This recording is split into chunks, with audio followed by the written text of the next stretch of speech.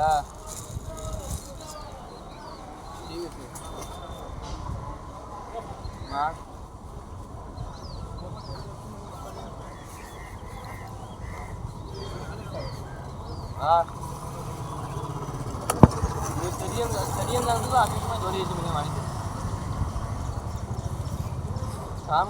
মোটে 20 টাকায় আছে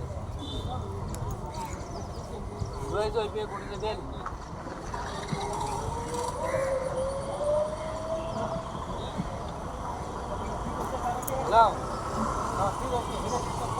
আরে মতো তো পাইছেই নেই দেখো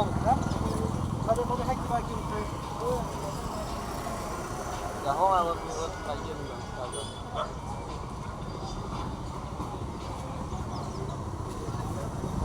ബഹുമാനീയരായ സഹോദരന്മാരെ, പ്രിയമുള്ളവരെ, അല്പസമയം നിങ്ങളുടെ മുൻപിൽ നിന്നുകൊണ്ട് ബൈബിളിലെ ചില വാക്യങ്ങൾ സംസാരിക്കുമ്പോൾ നിങ്ങളുടെ വിലയേറിയ സമയത്ത് അല്പസമയം മനുഷ്യന്റെ ശ്രദ്ധാപരിധിയിലേക്ക് സ്വാഗതം ചെയ്യുക. കർത്താവായ യേശുക്രിസ്തു തന്റെ മനുഷ്യ ശുശ്രൂഷയുടെ കാലയളവിൽ മാനസാന്തരപ്പെടണമെന്ന് വിളിച്ചു പറയുന്നുണ്ട്. മാനസാന്തരത്തിന്റെ ഫലം സകല മനുഷ്യരിലും ദൈവത്തിന്റെ അനുഗ്രഹമായി തീരും. അത് മനുഷ്യരുടെയൊക്കെയും ആത്മാവിന്റെ രക്ഷയ്ക്കായി തീരുകയും ചെയ്യും.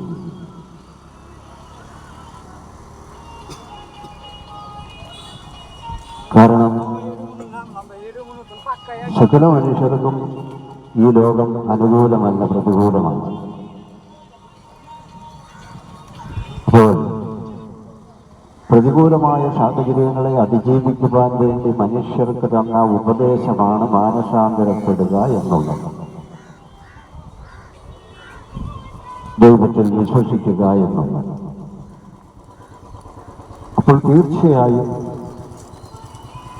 നമ്മുടെ ജീവിതത്തിന് ഒരു പുതിയ വഴി, ഒരു പുതിയ വെളിച്ചം നമുക്ക് അനുഭവപ്പെടുവാൻ കഴിയും. ആ വഴിയിൽ കൂടി, ആ വെളിച്ചത്തിൽ കൂടി നാം യാത്ര ചെയ്യുമ്പോൾ നമ്മുടെ ജീവിതം നാം ലക്ഷ്യത്തിലെത്തിച്ചേരുകയും നമുക്കും മറ്റുള്ളവർക്കും അത് സമാധാനവും സന്തോഷവും വലിയ അനുഗ്രഹവുമായി തീരുകയും ചെയ്യും എന്നുള്ളത് ഇവിടെ നാം മനസ്സിലാക്കേണ്ടതുണ്ട്. യേശു തന്റെ പരസ്യ ശുശ്രൂഷകൾ ചെയ്തുകൊണ്ടിരിക്കുന്ന സമയത്ത് അനേകർ യേശുവിൻ്റെ അടുത്തേക്ക് വന്നത് ഒന്നുകിൽ അവർ ഭൂതബാധിതരായിരിക്കും, അവരുടെ ശരീരത്ത് അല്ലെങ്കിൽ അവരിൽ വ്യാപരിച്ചുകൊണ്ടിരിക്കുന്ന ദുഷ്ടാത്മാവിനെ അവർക്ക് സ്വയം നീക്കിക്കളയുവാൻ കഴിയാതെ വരുമ്പോൾ ദൈവത്തിൽ ആശ്രയിക്കുകയാണ് അവർ ചെയ്യുന്നത്. അങ്ങനെ യേശുവിൻ്റെ അടുത്ത് വന്ന് പലരും അവരിലുള്ള ഭൂതങ്ങളെ പുറത്താക്കുകയും അവർ സ്വതന്ത്രരായി മടങ്ങിപ്പോവുകയും ചെയ്തിട്ടുണ്ട്. അതുപോലെ രോഗികൾ യേശുവിൻ്റെ അടുത്ത് വന്നു, അവർ സൗഖ്യം പ്രാപിച്ചുപോയി. കുരുടന്മാരായിട്ടുള്ളവർ യേശുവിൻ്റെ അടുത്ത് വന്നു, അവർ കാഴ്ച പ്രാപിച്ചവരായി മടങ്ങിപ്പോയി. ചർവാക രോഗികൾ യേശു പലരുടെയും അടുത്ത് ചെന്ന് അവരെ നടത്തി പലരെയും യേശുവിൻ്റെ അടുത്ത് കൊണ്ടുവന്ന് അവരെയും യേശു നടത്തുവാനിടയാക്കി.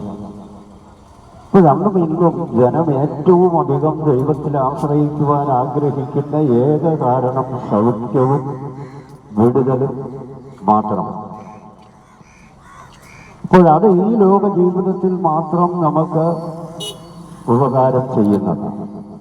എന്നാൽ വരുവാനിരിക്കുന്ന ലോകത്തിലേക്ക് നാം പ്രവേശിക്കണമെങ്കിൽ ആ ലോകത്തിലെ ഒരു മെമ്പറായിരിക്കണമെങ്കിൽ, അല്ലെങ്കിൽ ആ രാജ്യത്തിലെ ഒരംഗമായി ചേരണമെങ്കിൽ നമ്മുടെ ഹൃദയം ശുദ്ധിയുള്ളതായിരിക്കണം.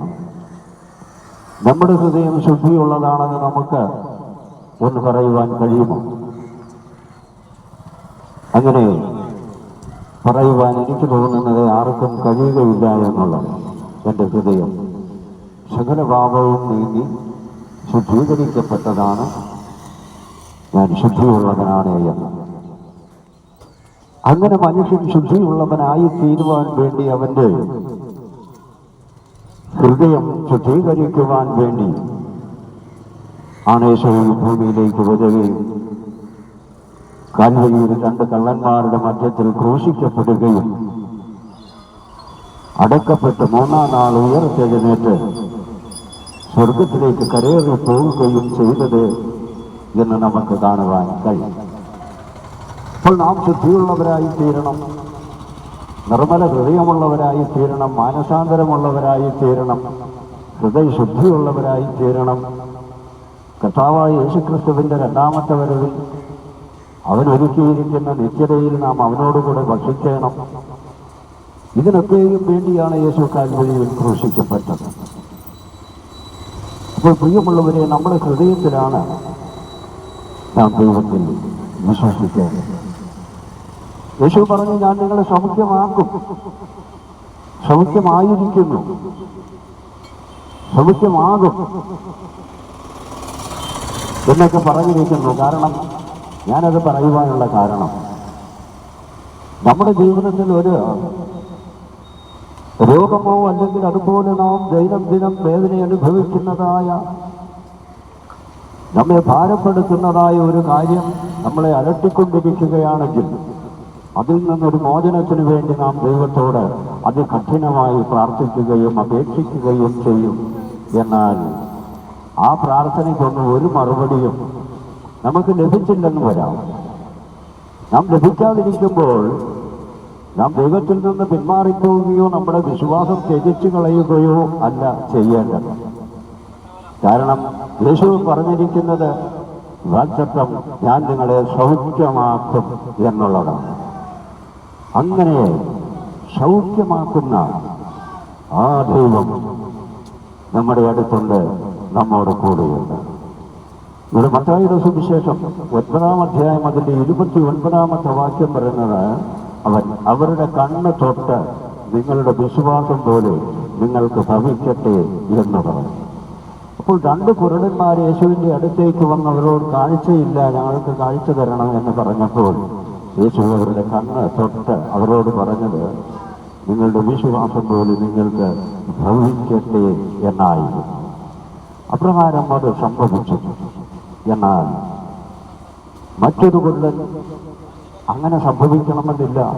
എന്നാൽ ദൈവത്തിൻ്റെ വാഗ്ദത്തമായതിനാൽ അവനും ദൈവത്തിൽ നിന്ന് തന്നെ കാഴ്ച പ്രാപിച്ച് അവൻ സകലതും കാണുവാൻ ഇടയായിത്തീരും എന്നുള്ളത് ശരി തന്നെയാണ്.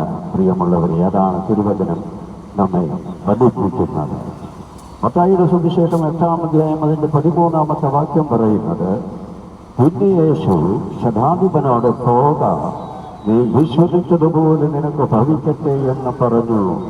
ആ നാഴികയിൽ തന്നെ ബാല്യക്കാരന് സൗഖ്യം വന്നു.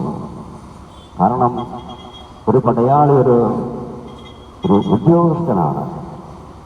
ആ ഉദ്യോഗസ്ഥൻ്റെ ബാല്യക്കാരന് രോഗം വന്നിട്ട് അതികഠിനമായി വേദനപ്പെട്ടുകൊണ്ടിരിക്കുന്ന ഒരവസരത്തിൽ ശതാധിപൻ യേശുവിൻ്റെ അടുത്ത് വന്ന് പറഞ്ഞതാണ്, എൻ്റെ ബാല്യക്കാരൻ രോഗത്താൽ ഭാരപ്പെട്ട് വേദന അനുഭവിച്ചു കൊണ്ടിരിക്കുന്നു, നീ അവനെ സൗഖ്യമാക്കണമേ എന്ന് അപേക്ഷിച്ചപ്പോൾ യേശു ആ ശതാധിപൻ പറഞ്ഞ നാഴികയിൽ തന്നെ ആ വീട്ടിലായിരുന്ന ബാല്യക്കാരന് സൗഖ്യം വന്നിരിക്കുന്നു എന്ന് ഇവിടെ മത്തായി 8:13 നമുക്ക് കാണുവാൻ കഴിയും.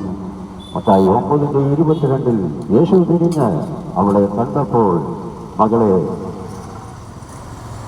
നീ നിനക്ക് നിന്റെ വിശ്വാസം നിന്നെ രക്ഷിച്ചു എന്ന് പറഞ്ഞു. അപ്പോൾ ആ സ്ത്രീയോട് പറഞ്ഞത്, നിന്റെ വിശ്വാസമാണ് നിന്നെ രക്ഷിച്ചത്. അപ്പോൾ വിശ്വാസം നമ്മെ രക്ഷിക്കും എന്നുള്ളത് നമുക്കിവിടെ മനസ്സിലാക്കുവാൻ കഴിയും.